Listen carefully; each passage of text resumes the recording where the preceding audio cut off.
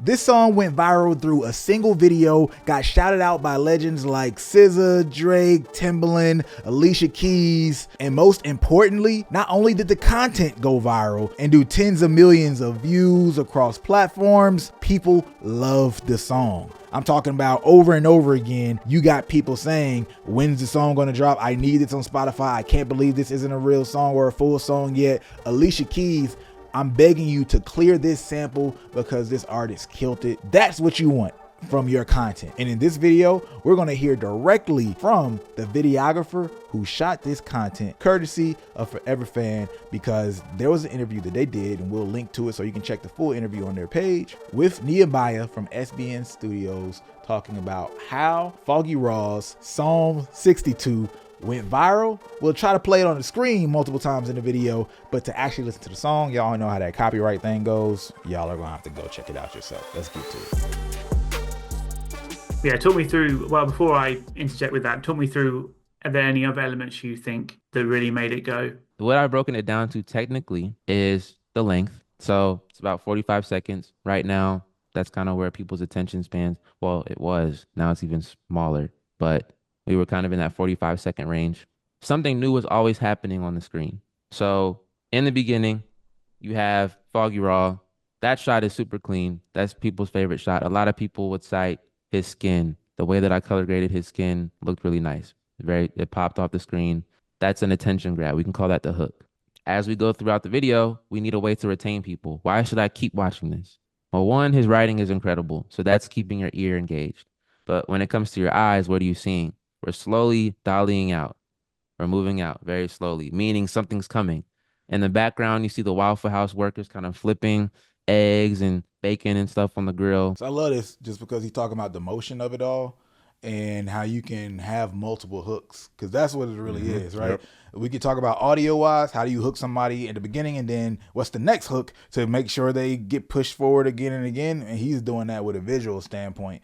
There's always a new element, and it doesn't have to be that deep.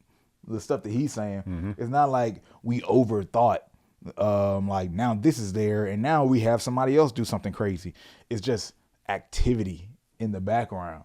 It's no different than when you see somebody record a video out in public and they're not even trying to like do anything creative for the video, but it just happens to be somebody walking behind them and somebody, something going in the background. Yeah, something going on in the background. But like, oh, look at that person's pants, or look, did anybody notice the dog, or something like that? So when you have multiple things going on, I think you increase the chance of your content being interesting and holding attention. Yeah, I agree. It's literally like watching like a movie scene at that point, right? Like how many movies, unless it's like in the middle of nowhere or something, like, you know, there's usually things going on that kind of paint the world that the character is supposed to be in. So I just think it adds to the believability of the content, especially for Foggy, right? A lot of his content or his image is built around like, hey, this is me, I'm a real person, kind of living what I talk about. And so we got to show that through the content, you know what I'm saying? Show me being a person around 100%. Other people, yeah. 100%. And then in the frame, you start to see these people come in. You start to see the love interest, Logan, on the opposite side of the camera. Her head kind of slowly comes into the frame. And then we see eventually that the woman that Foggy Raw's talking to is on a date with another man. But we don't really see that until we kind of weave the camera through. So it's funny because I've never noticed that before. Yeah, now I had caught that. I had never, for some reason, I don't know if I like always like cut it off or I was paying attention to so many other elements. I never noticed that she was on a date with somebody else, which again, that's just another hook, another payoff or interesting aspect about it. Before we go into like him talking about it more in depth and Josh talking about it, I want to break down a couple of things that I think, like, to their credit, was amazing about this from the lyrical standpoint, because I think people forget about that, right? Josh already talked about nostalgia. So yeah, it's using a sample that many people know. Great. But then like, Foggy Raw manages to be like smooth, but also comedic at the same time, right? And then the lyrics themselves, it's like some of the realest shit you've ever heard if you think about, if anybody's ever been in that spot. Yeah. Right? It is the exact conversation. Like, we know what this is. We can't just be friends after we went here. We can't talk about, oh, that's just my brother, that's just my sister, after, you know, Like his line, you know, brother and sisters don't relate the way that we related. Mhm. It's like, yeah, yeah, you know. So like everything about it is so perfect from a lyrical standpoint of connecting and familiarity, striking an actual chord that, as beautiful as the content is, and Nehemiah is going to continue to break this down, and he gives the song the credit, but it's also that element where at the end of the day, what do we say? Like the music still has to like cut through and do the work. Yeah, still got to carry. Yep. Like, so you got to strike a chord, point blank. That's the biggest aspect of it. The music needs to strike a chord, not just be good. Being good and striking a chord are very, very different. And I think that's what people get messed up. Yeah. All right. And that's actually why today, especially if you're like doing like rap lyrics, the actual lyrics, the verses are better promo than the choruses. All right. Choruses are great if you're trying to like create some kind of viral trend and go like mass market, like influencer campaigns, things like that. But if you're a small artist and you just happen to say like really real stuff that strikes a chord, you can go viral almost immediately. Mm-hmm. You just obviously have to deliver it well as a solid artist. But if you say something, and I want y'all to listen back to this song or the clip, we'll have to put it in the description or something because we can't play it. You know, just copyright and all that stuff, unfortunately. But like, if you look at what he's saying, then y'all be like, oh, okay. Like this is like universal. All these things are unfolding, and it's just keeping your eyes engaged as Foggy is telling the story audibly. So that's the way we're retaining. Something new is always happening on the screen, progressing us toward what we're expecting to see at the end, but we might not know what it is. And then at the end, Foggy interacts with the girl, and we show the interaction or the reaction of the date, just kind of like shaking his head like, this man is really spitting game to my girl while we on a date, right? So that's kind of the payoff at the end. So the formula, which is something, it's not a formula that's new, it's something that's in all storytelling, is hooking people. Why should I care in the first place? How do I keep you around, retain? And then how do I make it worth your while? Payoff, right? So if we want like tangible things, that's kind of the format that we followed, and that's how that video fits in there. So on my side, I'm thinking about repeating any of yours. There's obviously that shock reveal factor you mentioned that will, you know, people then can react to and jump in the comments, see what people are saying. There will also be the nostalgia, so they might go and look, oh, what, you know, this reminds me of, you know, a song. What is it? Let me go look what people are saying in the comments. You've got elements like a well-known location. It's like, oh, what Waffle House is this? Do I recognize it? I'll carry on watching, see if I do, and I'll go and pay. Hey, that's so, you know, I've been there before. That's big right there. Mm-hmm. Like just all these little Easter eggs of like anything that can create conversation. Just like you might say, what hat? Oh, I had that hat. That's a dope retro hat. Or I like this person's outfit. A recognizable location for sure. It's something small, and it's not for every video. I do want to be like really clear because Nehemiah will kind of allude to this later on. You can't. It's not like y'all should try to copy every single element in that worked for this video. Just take note of all these elements, and then when you have something that you can organically or creatively work some of these elements into, then do so. Yeah. All right, I interrupt this video for a quick announcement. We are looking for 10 artists to work with for a full year. Now, this is not just to work with on anything. We do a lot of marketing. We've helped a lot of people grow, blow up songs, all that cool stuff. And we also have helped a lot of artists make money. And these are the 10 artists that we want to focus on. People who are looking to make money, whether it's their first dollars or more money specifically as an artist. And we want to work with you for a year, whether it's the label, manager, the artist, directly. Either one can work. We've done it with many. Just go to www.contrabrand.agency and apply. Go through our form. And when you get to the call or you talk with one of us, then you tell us what you're looking for. If you're looking to work for a year, if you're focused specifically on building out your fan relationships and making money for those fans, that's what we're looking for. We want to help 10 artists make $10,000 more than they made last year, $100,000 more than they did last year, and so on. So let's connect and grow. www.contrabrand.agency, or just look at the link in the description. It's there as well. Talk soon. All those elements also come into it because that keeps people around in the comment section. People don't always have to be watching the video. People might just see something and then jump in the comments to either write something or see what people are saying. I often see that all the time. It's not just like, your video can be really engaging as well, but then are you going to let it loop through again so you can read through and just be part of the discourse?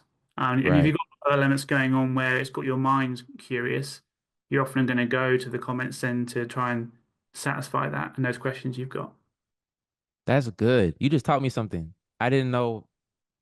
I do that. I do that all the time on social media. So now I want to figure out how to reverse engineer that. But that's good. I appreciate. So that's something that is big that all of us do all the time, or most of us, I would imagine, do this if we spend time on social media. That conversation piece and being relatable or having different elements will definitely make you do. I can't see how many times I've seen in the comment section, yo, I sprinted to the comment section so fast, like where something happens and you're like, oh, I know people are going to have a joke about this, or I wonder where this is, or whatever. People are using the comment section to source information or just to engage in some form of fashion. So the more compelling or interesting your video is, or different elements, it's going to make people engage in the comment section. And then while they're doing that, like Josh said, the video is playing still in the background. Sometimes I might pause it personally. Sometimes I might just turn the sound down. Sometimes I might leave it on. But 2 out of 3 of those scenarios, the video is still playing and you get more views. And they're still probably spending time with the post up. I'm sure the algorithms are considering, hey, even though they're not playing the video, the post is still up on the page and they're still scrolling. Yeah. So it's still counting as some level of time spent. So the more engaging you are, even if it's as little as having a typo on the screen and people are wasting time going to the comment section to correct your typo, it's still engagement and time spent on your post. Yeah, I agree. And I think that to me is probably the best thing about that video. Because one, just to even add context, because I feel like there'll be artists that'll see this and be like, yeah, we know this, you know what I'm saying? But like, one, we got to think about when this video came out, you know what I'm saying? This is like 2022, 2023, probably 2022, maybe end of 2021. So at that time, per se, there weren't a lot of artists who were thinking about content in this way. You know what I'm saying? Now you see a lot more artists kind of probably borrowing from the work that they put in and what kind of came from that. But at this time, I can tell you guys, as people there were not a lot of artists making content like this. But the biggest thing that stands out to me is like, yeah, like you said, like how many things are in the video, whether purposely done or just organically happen. But there's a lot of different elements in the video that are meant to bait engagement from different groups of people, right? Like he mentioned like people commenting about foggy skin, right? Josh mentioned there being people who probably recognize the Waffle House and be like, oh, I go to that Waffle House, so I know what that Waffle House is. There's the joke about him spitting game to the girl, right? The people that's gonna have their sides of those conversations. And then I feel like there were maybe at least 1 or 2 more. Oh, the song itself ends up becoming a conversation. And then I can imagine for people who really care about visuals and aesthetics, just the video being doing well is a conversation in itself, right? Yep. So we can imagine there being at least 5 different conversations happening in the comments.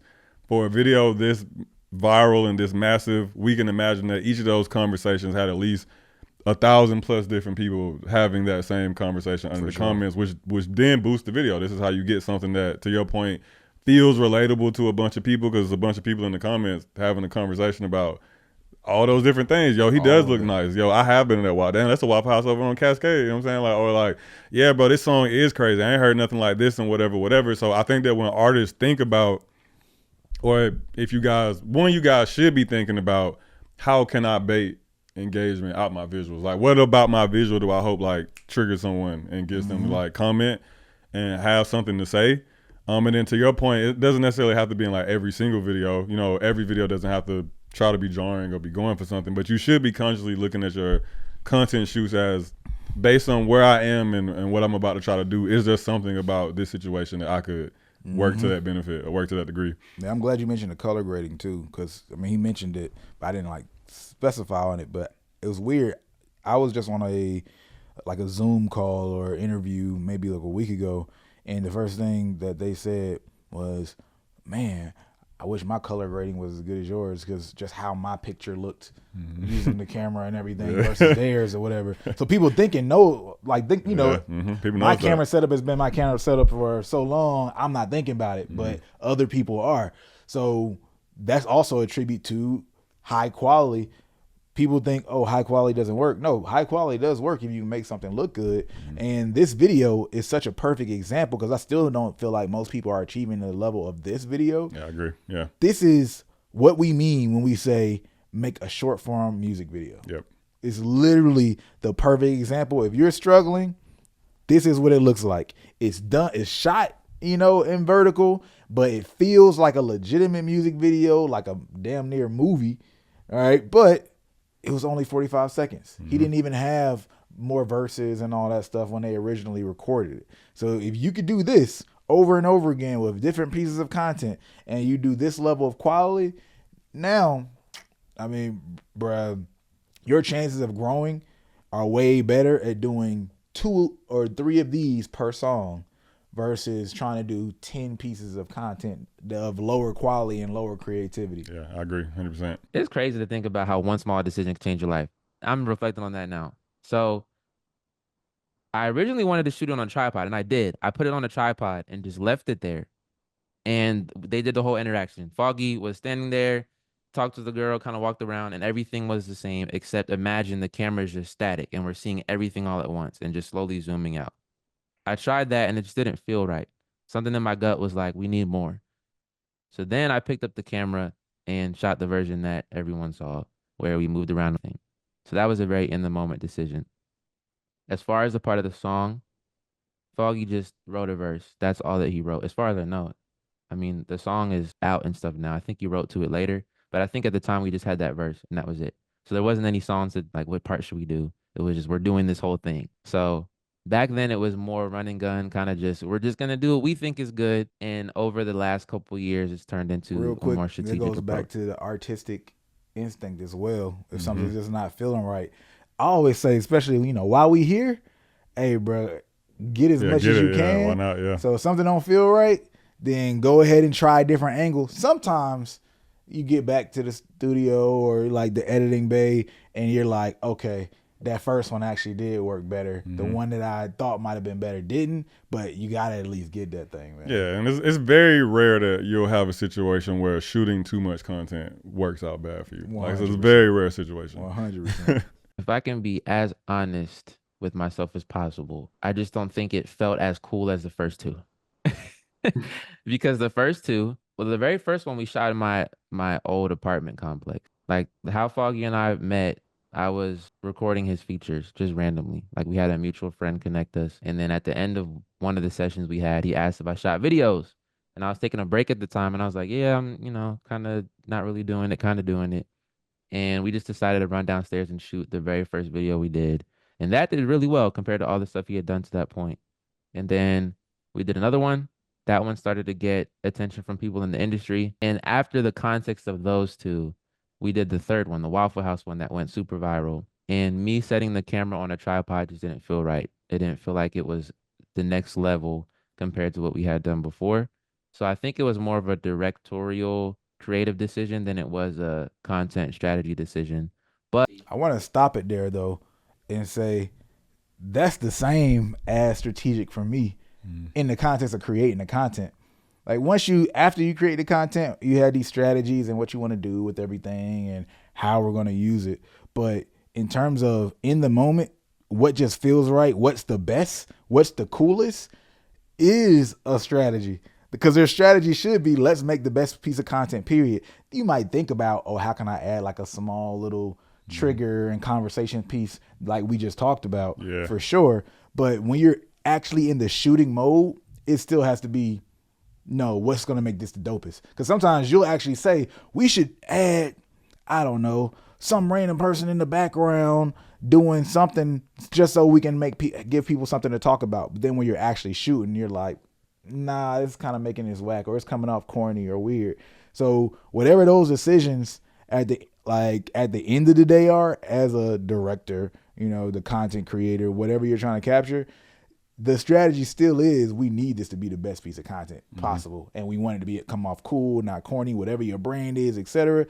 So, you know, I push back on that a little bit, but that's the instinct that everybody needs to have. how that was helpful from an engagement standpoint, because no one wants to just watch something static. They want to see some movement and let everything unfold over time. See, that's a perfect example, right? So it's like, it ends up better. It's like, I don't want to like this piece of content. You know what I mean? Let me make it better by adding more emotion because it was just on a tripod. That's coming off as a little boring, not as cool. So let me pick it up. And yeah, I like this better. This feels better to me. Well, you guess what? Other people are gonna feel the exact same way. And it's just as simple as that. Yeah, I have a theory on why I think it worked. I think it worked out better than we can never truly know because it sounds like they never put the static shot out. Yep. But I have a feeling that it worked out better because the video feels like you're the one moving through the scene because it's dialing along, right? So it feels like I'm like, for whatever reason, like up on Foggy, like watching him go through all this situation, right? Like because also his speech, he's talking like in first person and to somebody. Yeah, so exactly. It feels like he's talking to you or with you, like telling a homie a story or something like that. Yeah, yes, 100%. exactly. Yeah. Like you're like the ghost of Christmas past just hovering over everybody, like checking the conversation out. That's so perfect. Oh, and by the way, there's a couple things I want to come back to that. There's so many other little elements that we didn't mention. If you go to the comments, there's even people like looking at the guy in the video and they're like, somebody tell me that's not Bryson Tiller. It's not Bryson Tiller, but he got on the hat, the earring, the style. There's so many small conversation pieces in this thing. It's ridiculous. Like when he mentions LeBron, some people who like basketball, they talk about LeBron in the comments. There's so many things. What I love about this song, period, and what I think helps it work, and I noticed they don't do this as much in a lot of R&B stuff these days, but I've been listening to a lot of Music Soul Child lately, and just like why these songs are so great. And it's because a lot of those, his top like 6 songs, he's using this exact same first person style of talking where I'm talking like to you, right? Let me think of a song. Which one? Yeah. So let's just say Teach Me How to Love, right? I'm talking directly to a woman. Teach me how to love. Show me the way to surrender my heart. Girl, I'm so lost. Teach me how to love, right? And how he continues to go through the song, the verses and the words, and he's just talking like first person. You actually just did Tevin Campbell's Can We Talk? Yeah. Right? Can we talk for a minute, girl? I want to. He's talking to the person, right? And the way Foggy starts this, like from the very beginning, is like from the very first lines, they capture you by saying some real shit. So very first question, can we go back to being friends after we just dated? Bam, got your attention. That's a real question. You're thinking about it if you've been in that situation, or just to answer the question in general. Can somebody go back to being friends that we just dated? So he's asking the question, and that's also, can we talk? That's also a question. Can we? Yeah, I think that's underrated, man, because I guess it still falls in it. But, we talk so much about like world building, right? Like artists, y'all are supposed to kind of be like building these worlds that you trap the fan in and just get them to believe in everything that's going on. A big part of that, in my opinion, is like you type stuff, right? It's like, because now I go from, if you're talking to someone else, I'm an observer of the conversation, I'm an observer of the moment. But if you're talking to me, then I'm a part of the conversation, I'm a part of the moment. And like you said, like that's not going to be every song, it's not going to be every piece of content, it's not going to be every artistic decision that you make attached to your career, but it's a lot of power in speaking directly to the fan, you know what I'm saying? Directly. Or making them feel like they are a part of whatever the artistic thing is going on. Something I think some of the popular R&B is missing now, because it's more like flexy, or talking like a little bit more about yourself or your experience, or obviously if I'm effing somebody's girl and all that, like that type of language, etc. But those lines, if you go back to a lot of these songs, and it still works because this isn't an old song. Yeah. Like talking straight through. Let's see what his next question was. Would our relationship be sacred if I seen you naked? Like, so that's off the rip in the first 12 seconds. You know what I'm saying? You can't just say we brother, sister. How would we explain it? Brothers and sisters don't relate the way that we related. All right? Period. Like that right there. Of course, he continues on in the song, but they got you. Like that's a real scenario. Like, look, how can we just say we just friends now? Like we crossed the line. That it ain't no going back to. That ain't no, hey, that's my brother. That's my, like, come on. You know what I mean? If you dating somebody and they say, oh, they're just friends, and you found out that they had that type of past together, they crossed that line, you're like, nah, bro, that's not just your brother. Don't tell me that, shorty. Like, that's not your brother. It's all some weird shit. You know? Right. Exactly. And so I'm going to use the Teach Me How to Love song example. The way that song starts, also very, like, compelling and, like straight to it, where you're like, oh, he about to talk about some shit from a different angle. People who just says this, who just says what Foggy said to start the song off. You don't really hear, you're like, oh snap, he coming from an angle. Yeah. You know what I'm saying? Me. Yeah, right? Yeah. I was told the true definition of a man is to never cry, work till you die, got to survive, and then he continues to go deeper into it, like a lot of other things that speak directly to a whole lot of people, right? And the whole song is actually crazy. It's actually very, very interesting song, but I'm not gonna get into it. Now, like, so all these things have to be considered when we talk about the lyrics. So as much as the content was dope, the content was great, and it was beautiful, when you have the marriage of all those elements we say from a content side, and then you have a song that strikes a chord. That's why we're going into this idea of the song and spending time here. Like, if you look at the videos online, you literally got like person after person like tagging Alicia Keys, please clear this song. Like, clear this. You got fans saying that who don't even have full knowledge of like clearance process. They just like, no, whatever has to happen, like Alicia. You know, like Alicia might not even be the person to clear the song, but they like Alicia, please, I need this song. Like, Spotify, I hate that I can't hear it. That's what you want, right? So it doesn't matter how viral your content goes if they don't feel that way at the end of the day. Like, you'll be like, oh, this is dope and I want to do this trend, or this is cool, or this is a funny video. But you also, here as an artist, that's what we talk about, you want people to also say, but the song though. Yeah. You know what I'm saying? Yeah. Like, the video just made it even doper, but the song though. You know what I'm saying? So like, those are my like big takeaways whenever I think of this video, and it was super helpful that Josh did this video with Nehemiah. Y'all can check out the full interview on the Forever Fan page. We'll post it in the description yet again. But Corey, did you have anything like that you wanted to add to this video?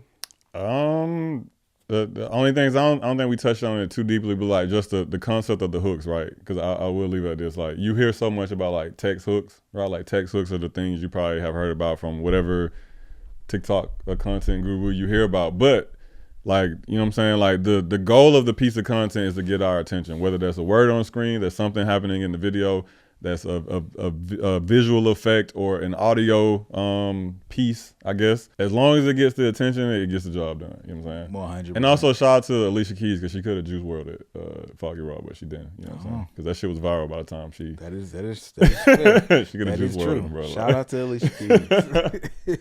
Just yet another episode, No Labels Necessary. Y'all let us know if y'all want to see more content and breakdowns like this. I'm Brim and Sean. And I'm Corey. And we out.